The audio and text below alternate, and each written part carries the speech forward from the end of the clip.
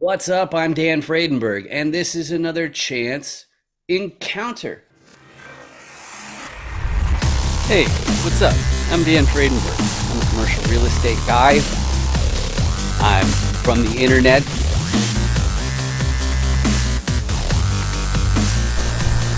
We're seeing more properties like this being built in front of a house that's going to be torn down soon. I understand that there are power lines that are getting kind of close.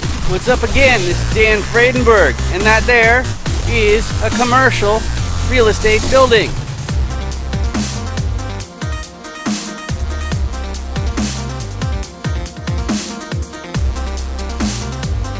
I'm joined today with Ryan Yates. How you doing today, Ryan?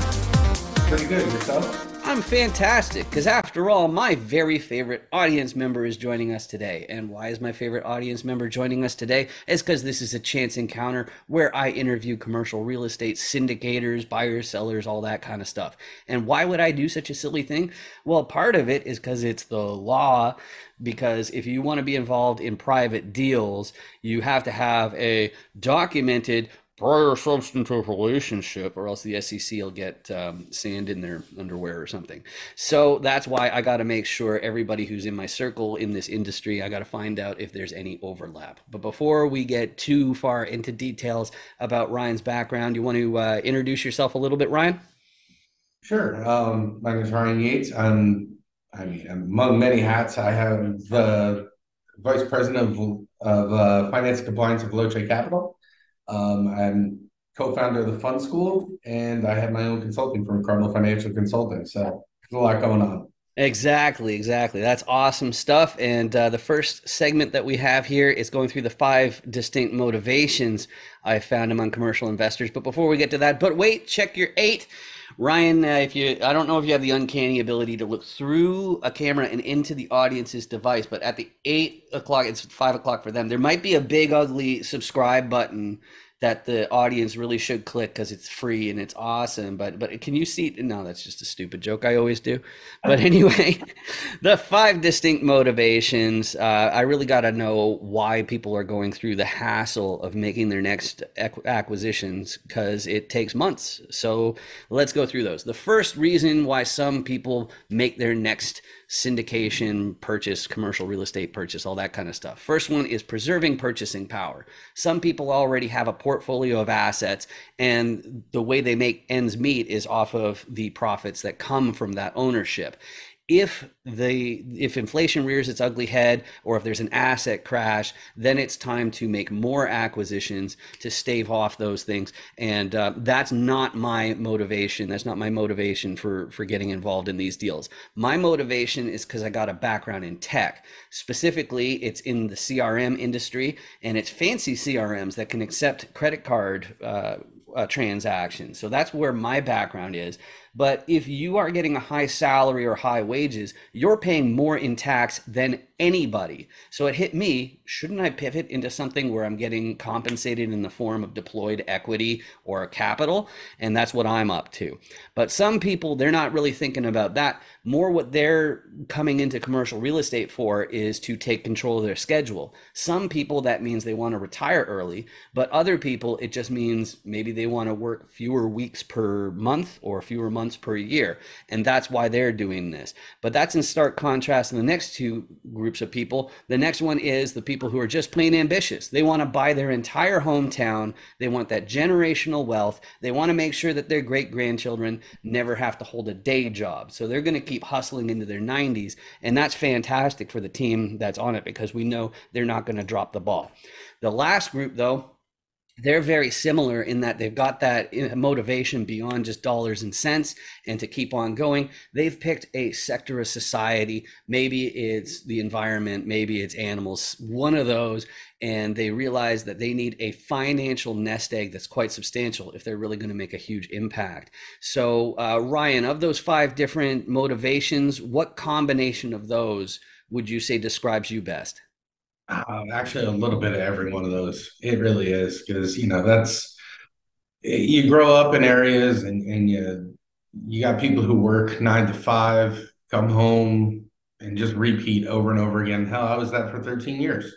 Mm-hmm. Then after a while, it was just like I can't handle it anymore. Corporate America beat me down, and here I am, doing the best I can. I love that. I love that. And, for me, it was doing the math, right? It's like, how are you going to take these teeny tiny numbers that don't compound and then end up where you actually want to be? It's just not going to work. And that brings us to the next question, which is to do with the tolerance of risk. Now, every securities attorney, especially if you're in a 506B deal, they'll require you to understand the tolerance of risk of anybody who you're going to be partnering with. But the questions in the standard questionnaires, I don't think are very good for really understanding if somebody understands how risky real estate can be. So I put this question into our interviews. There are many popular investment asset classes, but I think blank is too risky. Ryan, real estate or otherwise, what's too risky for you?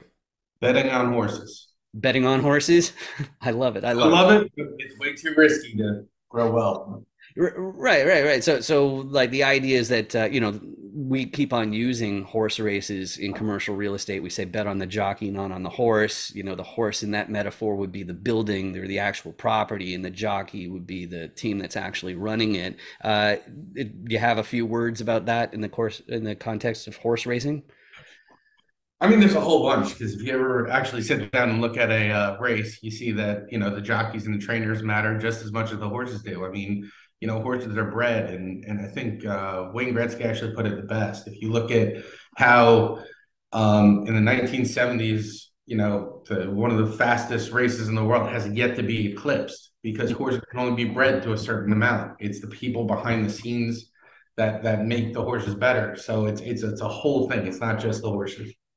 I love it. I love it. And that brings us back to commercial real estate. And to make sure, even if you don't know anything about commercial real estate deals, I got to make sure that you understand how my guest fits in a deal. And to do that, I use the dandoesdeals.com core competency cube. And if you want your own copy of this die, it's free. You go to dandoesdeals.com. I don't even ask for your email address, which from a marketing perspective is the dumbest thing you could possibly do. You should always ask for contact information. But I've got a little bit of a different play, which is that I want to make sure that you can effectively communicate on the subject of commercial real estate and understand what my guest is up to in it. So that's why I want you to print it out and I want you to practice with your friends and family. But in every episode of Chance Encounters, I go through all 6 sides just to make sure you got it locked. So first of all, repositioners. Those are people who look at a bunch of different properties because they're acquisitions people. They also do a bunch of paperwork. What are they doing with that paperwork? Well, there's a fancy word for it. It's called underwriting.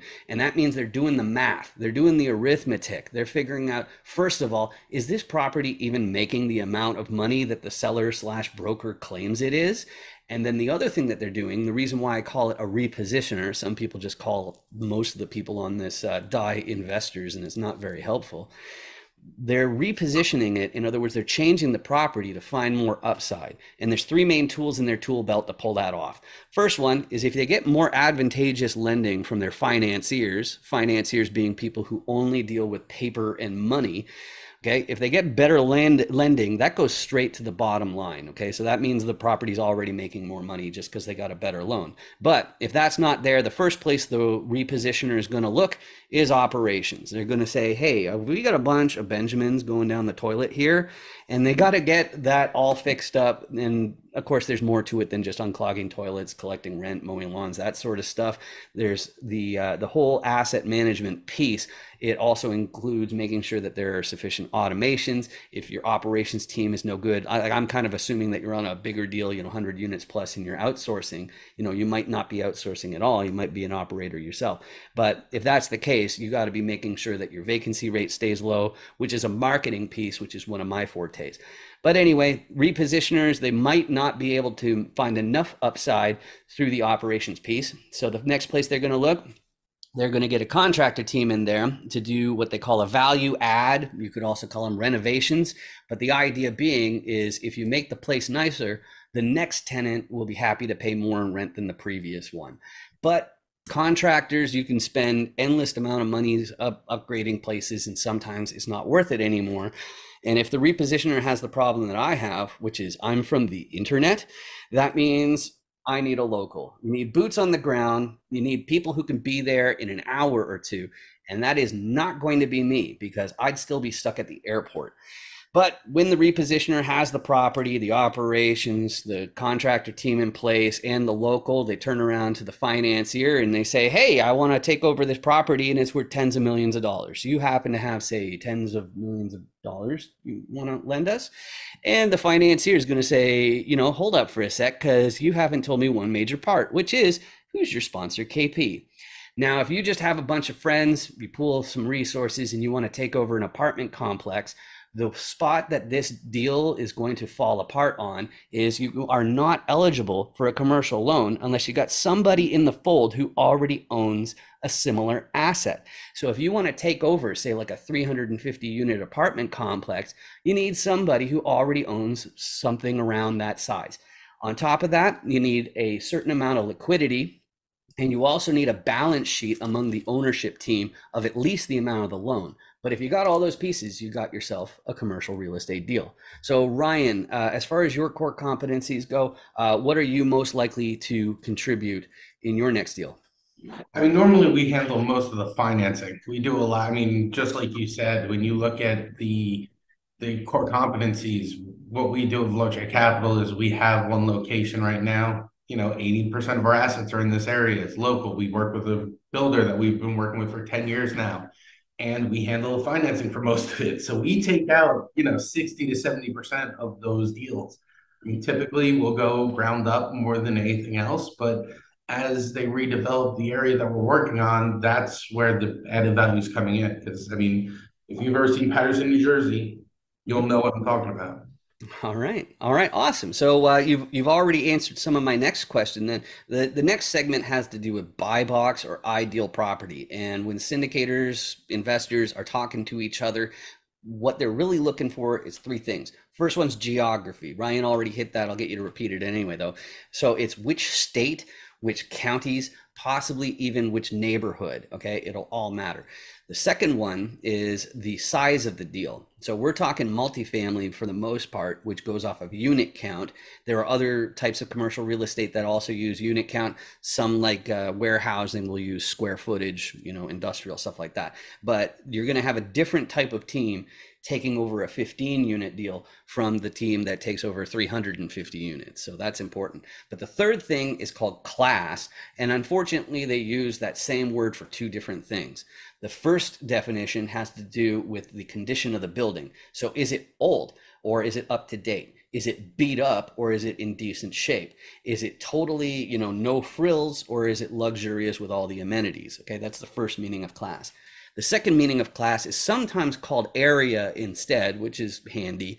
And what they're really talking about is they're talking about what are the school districts like where this property is located? What's the crime rate like where this property is located? And both of those meanings of class are rated in the same system as in grade school, where you have A plus, A minus, B plus, and so on. So Ryan, for the VAs in the audience who didn't catch it, can you go over your buy box?